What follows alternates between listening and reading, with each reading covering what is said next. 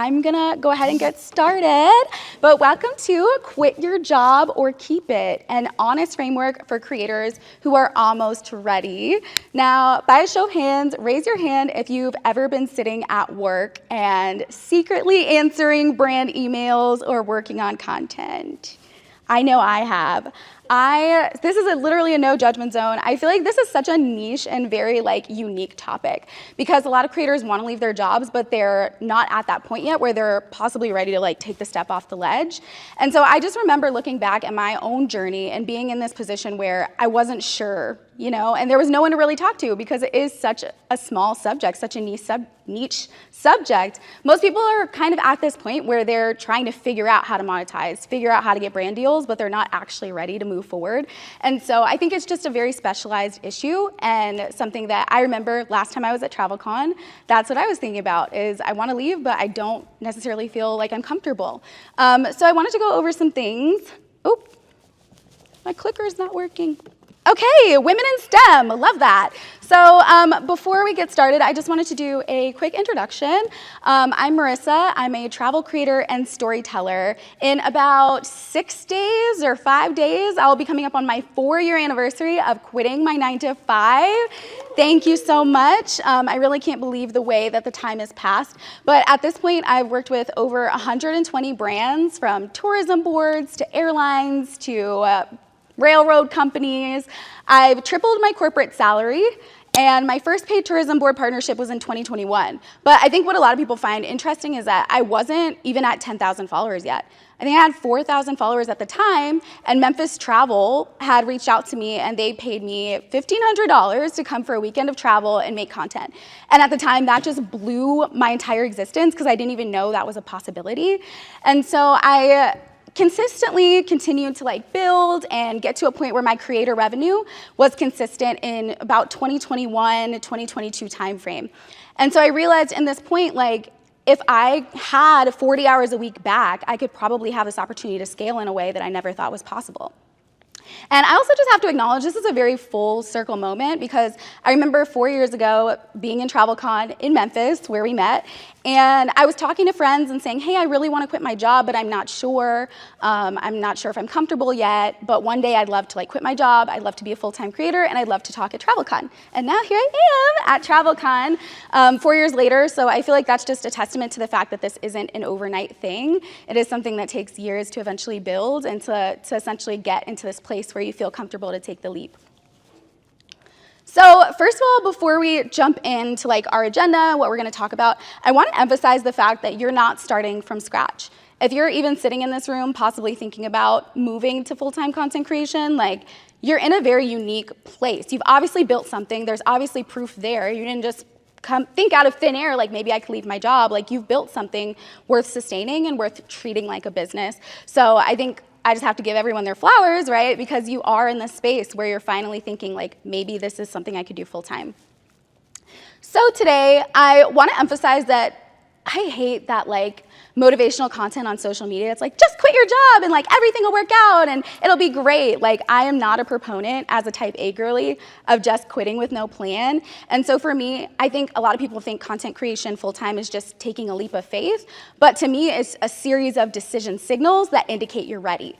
And so hopefully today we can go through some of these decision signals and it leaves you with a better understanding and more clarity about whether you're ready to jump. So the 4 things we're going to go over are financial readiness. Everybody knows money is the source of probably of our anxieties about leaving our jobs. Time readiness, risk readiness. Are you ready for when things may not go to plan? Sometimes, as we all know, life does not always go to plan. And then lastly, I'll put up this kind of meter to indicate your readiness stage and help you identify what stage of readiness that you're in to go full time. So the question that I wish more creators asked, a lot of creators ask me, when did you know you were ready to quit? When should I quit? Is it a certain number of followers? Is it a certain amount of time that I've been doing it? But I want to emphasize that it's less about when you should quit and it's more about what's holding you back. Is it money? Is it time? Is it fear? You might find yourself at the end of this presentation thinking, I literally have all my ducks in a row. It is just fear that is holding me back from taking that step. So the first one is financial readiness. can your business support your life? If you take away anything from this presentation, please remember that financial runway creates a reduction of pressure. So what I mean by that is, like, when you're constantly operating in a scarcity mindset, you're constantly under pressure, you're gonna find yourself taking a bunch of deals you shouldn't be taking, working for free when we shouldn't be working for free. You're gonna find yourself negotiating from a place of fear and scarcity. So without a financial runway, every slow month feels like an emergency. You're thinking, oh my gosh, where's my next paycheck gonna come from? You negotiate from, as I said, a place of fear, a scarcity mindset. What if I never get another brand deal? What if this opportunity is once in a lifetime? It might be, but not every opportunity is an opportunity that's once in a lifetime. And you say yes when you should say no. I remember my first year of full-time creation, that August, just being in one of the worst headspaces because I was constantly saying yes to things I shouldn't have been saying yes to. And it got to this point where things were back to back to back to back, and it didn't feel like I was enjoying content creation anymore. It was like, I am doing this out of necessity. I'm doing this out of scarcity. Now with a runway, conversely, on the other side, you can be selective. You can pick things that align better with your values, with your platform, with your goals as a storyteller, and you have breathing room to work without rushing. So as far as financial runway, for me, I believe 6 months of survival expenses is a good amount to save before taking the leap. It might look different for you. You might think, oh, 3 months is fine, or for some, it might be a year. For me, generally speaking, I think having at least 6 months of financial runway of survival expenses saved up before you leave, it's nice to have that cushion. And then, like I said, it reduces the pressure that's on you to perform, to prove to yourself and prove to others this is a profitable business. Okay, so let's talk about income reliability. Can you count on it? Great months are exciting. Oh my God, a $20,000 month, what? But if the next 4 months is zero, well, great months are exciting. Reliable months pay the bills, right? We all gotta pay our bills. All right, so let's talk about green flags. Green flag, revenue isn't dependent on virality. Red flag, revenue depends on viral moments. As we all know, I don't know what Marissa and Meta and all of them are doing over there. The algorithm is constantly changing, right? I've talked to Meta personally. Half of them don't even know what's going on. Half of them don't even know what's going on. You could probably cut that part out. Hi, Meta, if you're watching. No, I mean, well, it's true. You don't want your revenue dependent on virality, dependent on algorithms you do not control. So if that's one of your quantifiers for how you think you're gonna make your money, that to me is a red flag. Secondly, relatively consistent revenue for 6 months versus your income swinging dramatically month to month. And what I mean by that is, it's okay to have a $3,000 month one month, a $20,000 month the next, $3,000 next 2, $5,000 the one after, but if it's constantly zero for a stretch of 3 to 4 months, maybe pump your brakes. You can forecast next month's income to a certain extent. That's a green flag. And then another green flag is repeating clients or recurring opportunities. If all of your income is coming from one single partner that you're working with, that's a red flag. Because if there's budget cuts to that partner, they pause their influencer program, the well dries up. So I do want to emphasize income reliability. Can you count on it? So this is a chart of multiple revenue streams. I'm not going to go through all of them because if you're sitting in this room thinking about quitting, you more than likely know what most of these things are. So in terms of multiple revenue streams, I think Dalton said it this morning, if you were sitting in his session, it's really important to diversify. Now, Dalton was talking about having at least 8 different, that's my friend, by the way. He's talking about having at least 8 different revenue streams. I have 3, and for me, that's been fine. You're really gonna have to find what works for you. But you could have brand partnerships, services, consulting, and social media management. I wanna call attention to that because when I first quit, my income was maybe 60% services and 40% brand partnerships. So it wasn't immediately that my brand partnerships were funding my life. UGC doesn't tend to pay that well unless it's inbound. So I say that, with a grain of salt. Digital products, affiliate linking, group trips. So I'm not going to go through all of these because that's a whole session in itself, but having multiple revenue streams makes you more comfortable in case something happens to one. If Instagram's your biggest platform and all your brand partnerships come through that, and then your account, God forbid, gets hacked, do you have something else to turn to? All right, so now we've talked about financial readiness, having a runway, financial predictability, reliability. Let's talk about time. Raise your hand if outside of your job you're working on content on nights and weekends, because I know that I was. Everybody knows what it's like to literally get off of work at 5 o'clock, come home, maybe work out, cook, have a bite, then you're working from, 7 or 8 to midnight? Maybe 9, 10. I know I was up lots of late nights.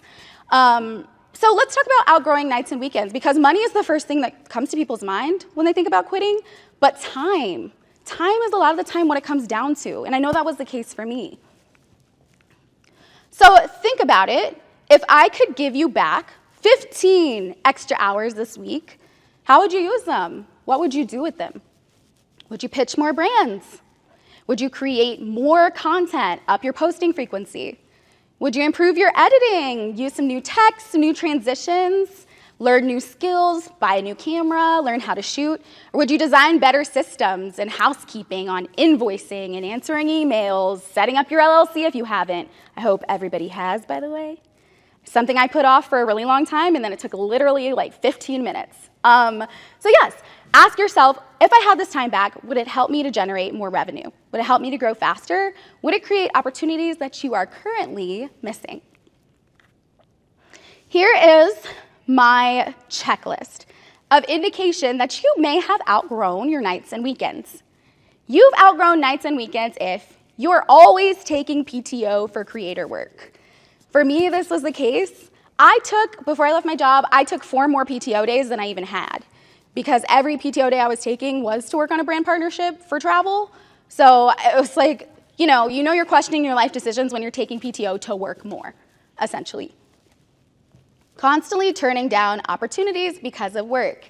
Hey, can you come stay at this Airbnb, but we can only do weeknight stays? Well, if you have a 9 to 5, you're probably not getting to take advantage of that opportunity. Always choosing between rest or content. You're missing opportunities because you responded too late. Your email inbox is overflowing. You're trying to manage all your opportunities at work. You responded too late. Because we all know brands like to come in your inbox like, hey, I need to know by end of business tomorrow. Can you participate in this partnership? And lastly, your creator business feels like a second full-time job. And so for me, being in this space, if you answered yes to most of these questions, your creator business may be outgrowing your schedule. It may not be a matter of time or of money. It may be a matter of time. Lastly, let's talk about risk readiness. So how do you prepare for the what ifs? I think that if anything I keep emphasizing is the reduction of pressure is the most important thing for taking the leap into your next step. It's okay to be scared. It's okay to be in a place of fear, but the more you reduce your pressure, the more clarity you will have as you operate your creator business as a full-time creator. So, your bad month plan. None of us want to have bad months, but they do come.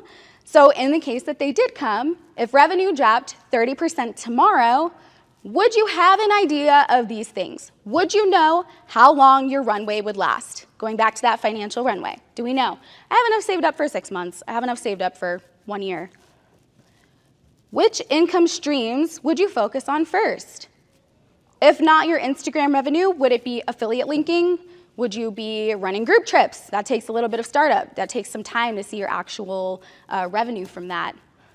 Would you be providing services? For me, that was very much my backup plan. Was I have a degree in marketing, I have my master's in PR, so I knew no matter what happens, I can either get another job or, job market has gone down since I was in this place. I will admit that. I think that's important to note.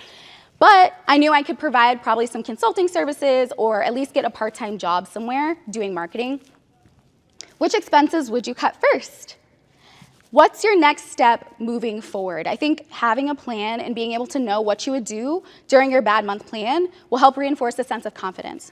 Confidence in taking this step comes from already having a plan. Now, I want to emphasize that you don't have to jump all at once. There's so many other things that you can do to take your next step. A lot of people think you just have to quit your creator or quit your full-time job and that's it. Now you're just out on your own. But I would almost say it's better to have something that eases you in, kind of this like middle ground, right? So let's talk about some of those. Part-time work. You could do contract work. For me, this was what I did. When I quit my full-time job, I asked them if I could go on contract. So I was still managing their social media, I was still writing blog articles, but I was doing it on my own terms, on my own time, right? But I knew every month that they would be paying me. So it was kind of like that gradual move into being a full-time creator. Freelancing. And that could be, I mean, for me, that was like marketing and social media, but that could be for anything. You want to write blog articles, maybe you're an an accountant, you could freelance for clients. Like there are lots of different options. You could take a sabbatical. Now I know this is not an option for everyone in their job, but I do know a creator who was an accountant and she took a 6-month sabbatical to focus on content. And she did end up going back to her job. She's not full-time, but I think it gave her some time to really grow her platform. And now she has. Remote work. Now, this is essentially still having a 9-to-5, or it could be part-time, but you might be able to work out some kind of situation where you're working remotely, which if you're commuting to and from a job every day, that's still some of your time back. So it's okay to have a middle ground and to not essentially like jump all the way in at once and, go right into the fire. So which option of these still lets you build? This might give you an extra little runway before you're officially on your own. So I want to emphasize that you can check every box that's here and still feel absolutely terrified. I know I was. For me, like something in my journey that I constantly emphasize is that like I was always the type A girly who had a plan. Like very much following the typical American dream, go to college, get my master's, climb the corporate ladder, like that was what I wanted to do. So when I was telling people I'm gonna quit my job to be essentially an influencer, everyone was like, what? And I was also like, what? Because that's crazy. I'm gonna let go of healthcare? I'm gonna let go of a steady paycheck every 2 weeks? That's insane. So I just wanna say, like, you can check every box and still feel scared, but as long as you have a plan, fear isn't a sign that you're not ready. It's more a sign that the decision matters, right? Ooh, why does this keep happening? Can you see that? Okay. So I wanted to take this scale to kind of help people identify where they are in their decision process. So I identified these 4 stages. The first stage is you're still building proof. So maybe you're still testing monetization, your income's inconsistent, you aren't really able to like forecast what each month is gonna bring. You have a limited runway, you haven't really saved and prepared yourself. I would say you're still all the way over here. Focus on getting paid consistently. That's the first thing. Focus on getting paid consistently. We don't want anyone in a financial bind because they took the step a little too early. Now, you might be a little bit past that. You might be in stage 2, where you're building some extra stability. You have consistent income. You have multiple revenue streams. Your opportunities are growing, but maybe you're still not sure like where the money's coming from. Maybe you're still not sure what next month is gonna bring. You're still improving your predictability. So I would say you're kind of in the stage where you're moving towards it, right? But you still need to improve the predictability. I think predictability, not everything can be predictable, but predictability really does add a sense of security. Now this is stage 3, and this is the stage where I would be sliding into your DMs like, hey, you almost ready? Stage 3 is building your capacity. Let's say your income's working, it's predictable, your opportunities are starting to increase, and time is becoming a constraint. For me, I think this is where I was like a year before I quit my job. It was like, I know I'm taking PTO to work with brands, I know that I'm getting paid every month, some of these months I've exceeded my corporate salary. Now I'm building a transition plan. So time is becoming the constraint. If you're taking your PTO to go do more work and you're making money, it's time to start, building a transition plan. And lastly, making the decision. So your runway exists at this point, your income is reliable, and relatively predictable. Your business is currently outgrowing your schedule. You feel like you're always pressed for time, and you've formulated a plan for slower months. You know where you would turn in the case that things didn't go the way that you thought they would. In that case, I think your focus is making a decision. Something that I think is really vital in making this decision is setting a deadline for yourself. I think for me, my deadline, so I quit June 30th of 2022. My deadline originally was April, but I was scared. Honestly, I was terrified. It took my current husband, like now, at the time he was my boyfriend, saying like, hey, you're going through the motions every day. I really think you're ready. And you're miserable. I literally was miserable. So yeah, it took that. But setting that deadline for yourself, and then I set a new deadline. I said, okay, I'm going to stick to it. And then I did. So as I was emphasizing in the beginning, going full-time, it's not a blind leap of faith like a lot of people think. It's not one simple jump that you take. I think I'm ready, I'm going to go. It's a series of decisions that you make over time. It's a series of signals that indicate that you're ready. It's not, I'm never going to wake up out of bed one day and be like, I think I'm ready. It's not going to happen. You have to identify the signals, identify the series of decisions that you make to work towards that point. And then once you are there, you can jump. Or maybe jump halfway and do part-time work. It's up to you. Wow, I feel like I flew through that, but I definitely want to take some questions. So thank you all for listening. Appreciate it. Does anyone have any thoughts or questions? Or even if they have an experience from their own experience that they would like to share?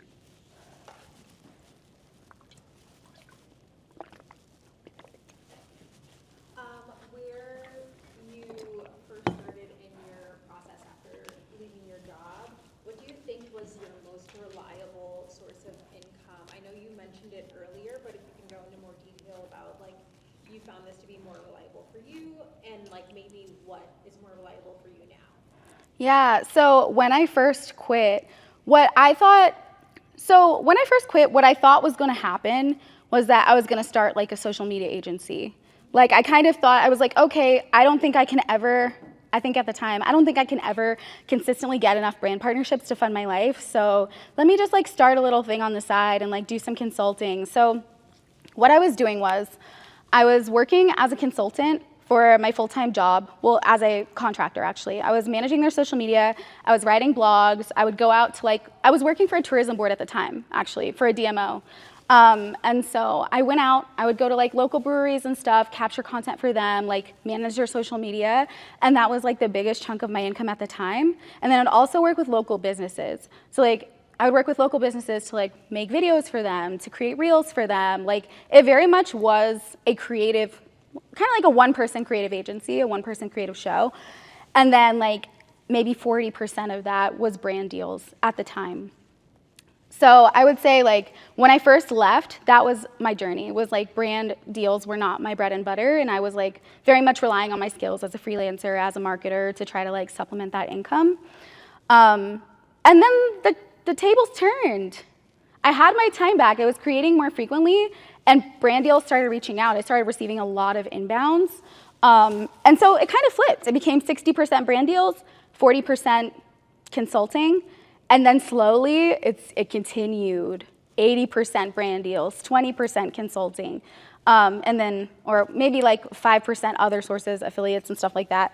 So I feel for me personally, that was the most ideal thing that ever could have happened, because I didn't have to jump in on my own independent income stream immediately. I had third parties paying me through their companies that were not brand partnerships. So to answer your question, I think, and to basically bring it to a thought, I think that the more gradual to me, the better.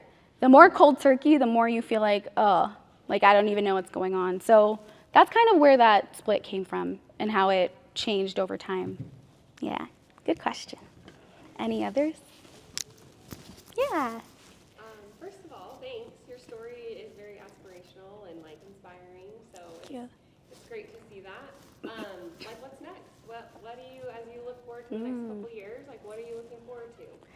Woo, your guess is good as mine, girl.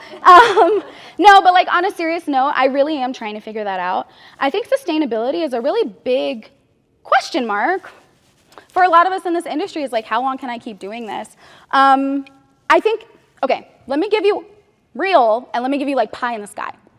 Pie in the sky, I would get to be a keynote speaker, I would get to travel for speaking, I would get to host a TV show and bring people along, talk about history and culture.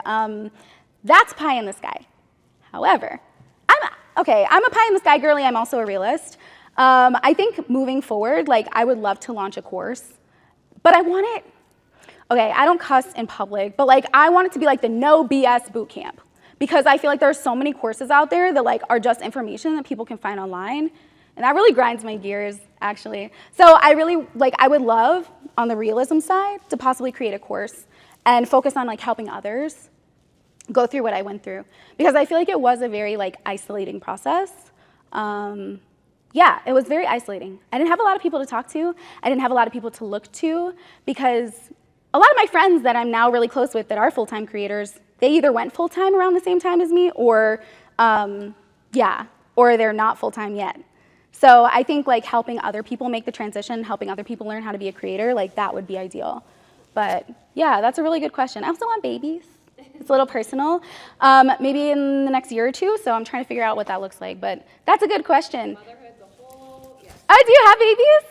10 and 12 now. Oh, Babies not babies, yeah. So, you know, I mean, it's really interesting, the creator industry and like what it looks like to be a human outside of being a creator and sustainability long term. It's a question mark, but that means the world is my oyster. I can do whatever I want and I just have to figure that out. So I'm glad you brought that up. Thank you.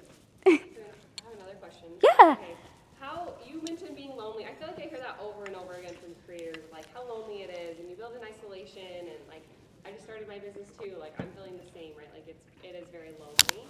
And so, like, what resources, like, what do you do to find other creators or stay connected or to not feel so lonely? Yeah, I think what we're doing literally right now is the best possible answer to that, like conferences. I've met some of my best friends, like best creator friends at WITS, Women in Travel Summit, which just happened in Chattanooga, actually. I was there, it was great.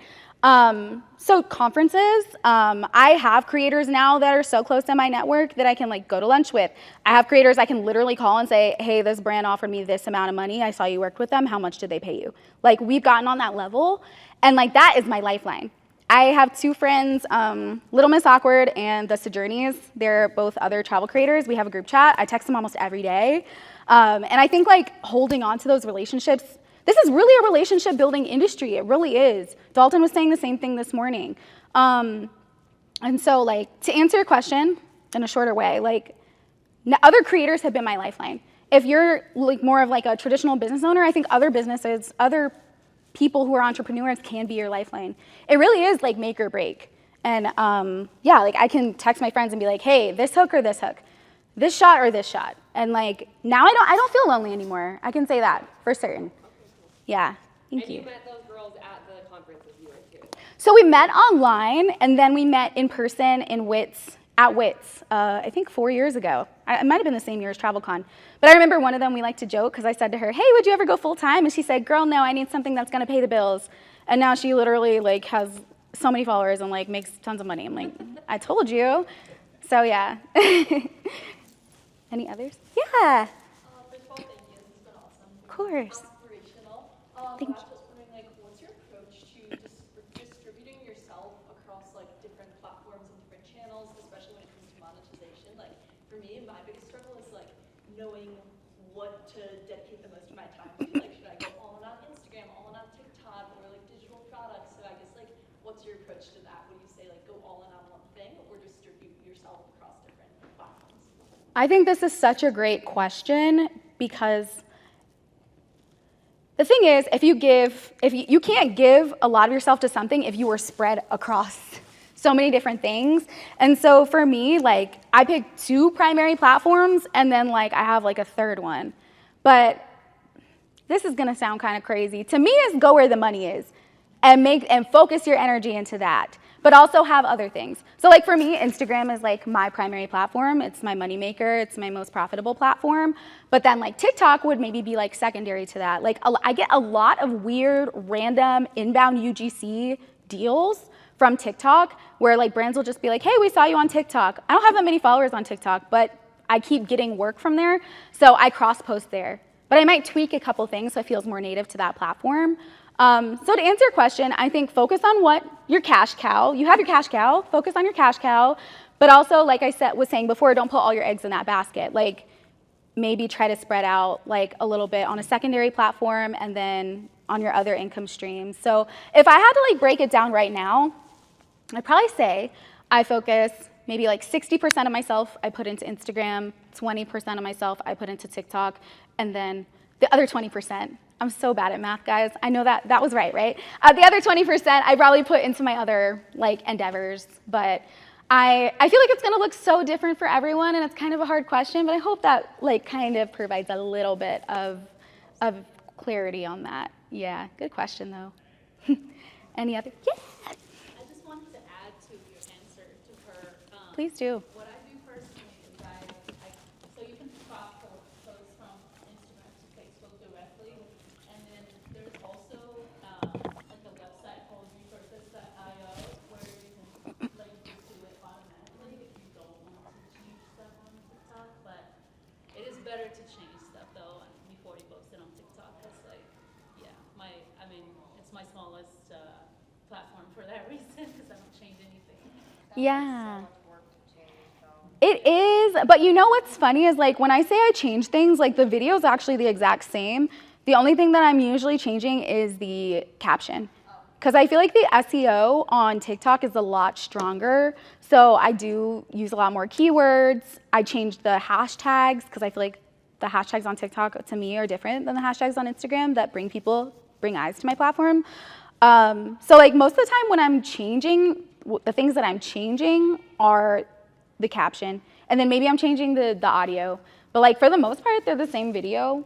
So I haven't found it to be like as much of a struggle. One thing that has helped is when I upload things into my drafts on Instagram, I open each app and I just upload the draft into each app. So that when I'm ready to post it, I just open each app and maybe I preview it, because you know sometimes you post something on Instagram, it looks nothing like what you put in your drafts. But I can like open each app and just hit post, post, post, and then just let them all upload. So that definitely helps a lot. After I complete a video, I'll just upload it into my drafts so that it's now sitting in there. So yeah, that's like really, really helpful. Yeah, any other questions or things to add? Yeah. Another question. How long does it take you to edit? Because I know your content is like really high quality. It's really good. And I was wondering how long it takes you to like create it.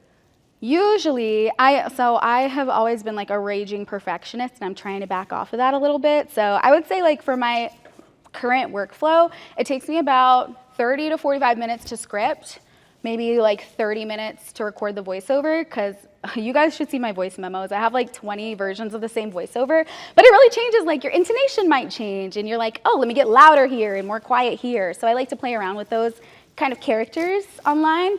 And then the editing process itself, I would say takes like 3 hours. Because most of my videos, if you don't know my content, most of my videos are like a minute to a minute and a half. They're like very information rich. So it probably takes like 3 hours or 4 hours to like edit the actual video. And then you slap the captions on it. If I want to get creative with captions can take an hour.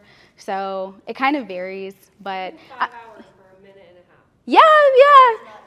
It's, no, girl, you are not alone, okay? You are not alone. I have found that relinquishing some of that perfectionism has helped, and being like, it does not need to be, like, this is literally 2 seconds per clip. Like, I don't need to pick the perfect clip for every moment. Just because I said the word money doesn't mean I need to scroll through my entire camera roll to find a shot of me holding currency in the country. Like, you know, it's okay. People know what money is. You don't have to show it. So I think like relinquishing some of that control. And I also do think that, to be transparent in my own journey, some of that perfectionism is a reason why sometimes I hit a wall in scaling and growing my page, is because I'm taking too long to put something out. Analysis paralysis is so real. And I do find that some of the I think quality over quantity, but I find some of the creators that are able to push out and churn out a little more, they scale faster. It's a personal thing, you know? I'm still a work in progress, as everyone is. We're all still learning, so yeah. Any other ones? You used to edit. CapCut, yeah. I use my phone, but I know desktop is so much better. So Hey, is how people do all on their phone. I do everything on my phone, but I'm a self-aware queen. I know I need to break open my computer and do more of that. So any other questions or thoughts? Yeah. When you decided to transition to full-time, what was your equipment like? Like, did you make sure to buy everything that you could before you Oh, I was just talking to someone about this today. So no, actually, even still, to this day, as a full-time creator, majority of my videos are shot on this iPhone. I have bought the cameras. I have the Sony a6400, whatever. I have the, I have the GoPro. I have the Insta360. I use those during adventure sports. I have my Meta Ray-Ban glasses. I have like 5 cameras, but majority of my stuff is shot on here. I'm actually considering launching a course on iPhone videography because I get that question all the time. What are you shooting on? And my answer is usually my iPhone. So no, I think that that's a pitfall a lot of creators fall into, is buying a bunch of gear and then coming to find out you don't need most of it. So no, I think starting on your phone is the best thing you can do. And if you really, really, really, really, really, really need another piece of gear, then you should get it. But otherwise, And also, I think learning new skills is good. If you want to buy a new camera and learn new skills, that's great. But for me, like, you don't need any of that. I built a 6-figure business with my iPhone. Like, that's insane. You don't need to. You don't have to, unless you're doing it to improve your skills. Then in that case, go right ahead. But it's not a necessity. No. You know what's crazy is like iPhone has added so many like stabilization features lately, and like sometimes I'll do a video, I'll be like, oh my God, that was so shaky. And then I'll watch it and be like, wow. But I don't know, if you could like ninja walk, you know, kind of, a lot of people ask me, do I use a gimbal? But no, I need to make a BTS of me recording a hotel room because I'm literally like this. And then I'm like this, you know, so no gimbal. And sometimes, honestly, I'm worse with the gimbal because this thing's turning this way and turning that way. I'm like, I have no idea what's going on. You should do a course on that, like good shots. And I think I might. I'm still, as I was telling you, I really do want to launch a course, but I'm still trying to figure out, like, is it about travel influencing? Is it about iPhone videography? do both.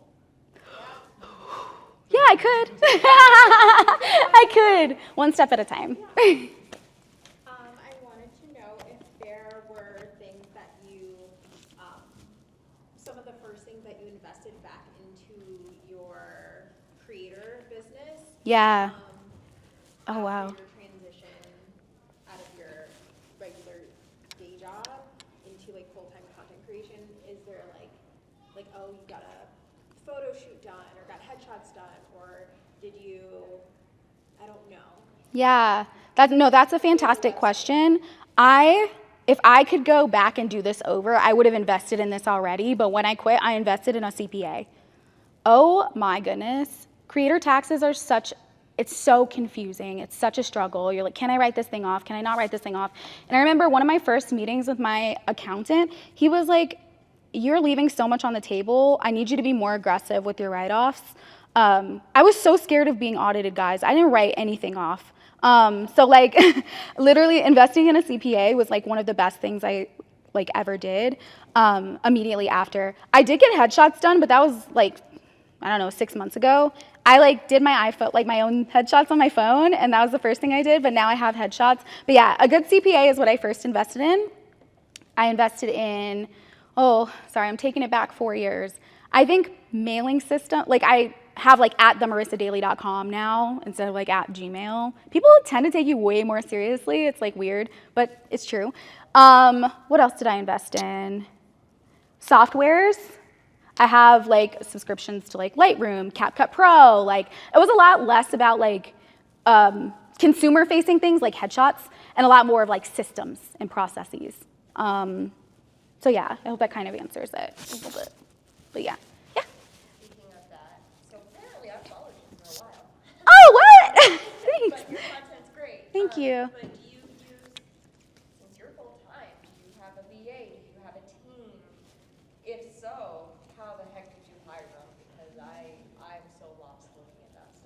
Yeah, so this is something I'm actually still working through, but originally I started with like a project by project basis of hiring people. So like, for example, there were times where I needed to hire a video editor because I had way too much on my plate and I wasn't putting out organic content because I was only working on brand deals. So at times I would like hire a video editor to edit my organic stuff while I handled my brand deal side. I found that on Fiverr. And let me tell you, you might have to go through a lot of bad video editors before you find a good one.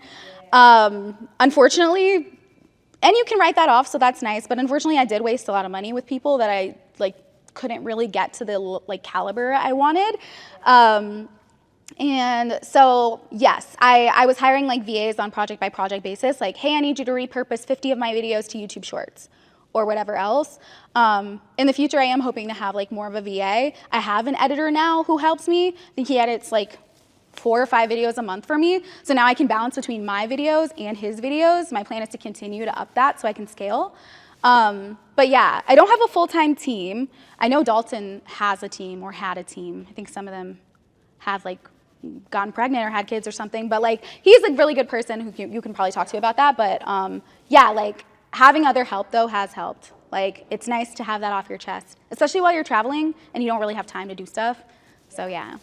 Yeah, I'd be curious to talk to you more about the editor thing, because I asked for a friend on Threads, and everybody went and found my email, and I got millions of editors Oh no. sending me their portfolios, and every single one of them used ChatGPT to draft their emails to me. Yeah. Follow up over and over and over, so I get the same emails. Oh my gosh. I know, so I don't do that on Threads. Don't post about needing a VA either, because the same thing happened to me where I said I was considering a VA and then I got so many inbound like pitches. But yeah, I think Fiverr is a really good place to start. For my editor, I found him on Fiverr. He didn't initially get it. I will say he didn't initially have my editing style, but I need you to know that that's not going to happen. Like, you're probably not going to have a person who's like, oh, I can do it exactly how she does it. There will be some hand-holding in the beginning, but after about 1.5 years of hand-holding, like, he nails it now. First draft approved, no notes. So yeah, I think it takes time. There are some growing pains. It took 1.5 years to get to this point with him where I can give him something and know that I'm not going to have 10, 20 edits to send back. It might be one thing like, hey, this word is spelled wrong or whatever, but like, he's awesome. So yeah. Another creator, I can't remember the platform, but said like international editors too. I've heard that they can be good. Yeah, this one New York creator recently found, she said she hired international. I wish I could remember the platform. Oh, well, could it be Upwork or Fiverr, maybe? Upwork. That's another one, yeah. Upwork is another one. My editor is based in Pakistan, but he's a digital nomad. So now he travels the world or whatever. But yeah, I think I would be remiss if I didn't say like, let's not exploit people and pay them pennies. I think that, like, that's a really hot topic right now, I think, in the like outsourcing thing. So I feel like my editor and I, we have a very like symbiotic relationship. Like, I ask him like, hey, this is what I was thinking of paying. Like, is this okay with you? Because he didn't have set rates. And he was like, yeah. And I was like, okay. Like, after we worked on the first couple projects, I was like, hey, did you feel like that rate was fair compared to the amount of work you did? If not, let me know. Like, it was very much collaborative. Yeah. Same Threads post, I asked what people charge, and somebody said, for a really good one, $3,000 for a 1.5 minute video. For a crappy one, you could pay $50. And I'm like, Well, that's a little dramatic. That's a little dramatic. Yeah. I feel like I saw one more hand maybe. Oh, yeah.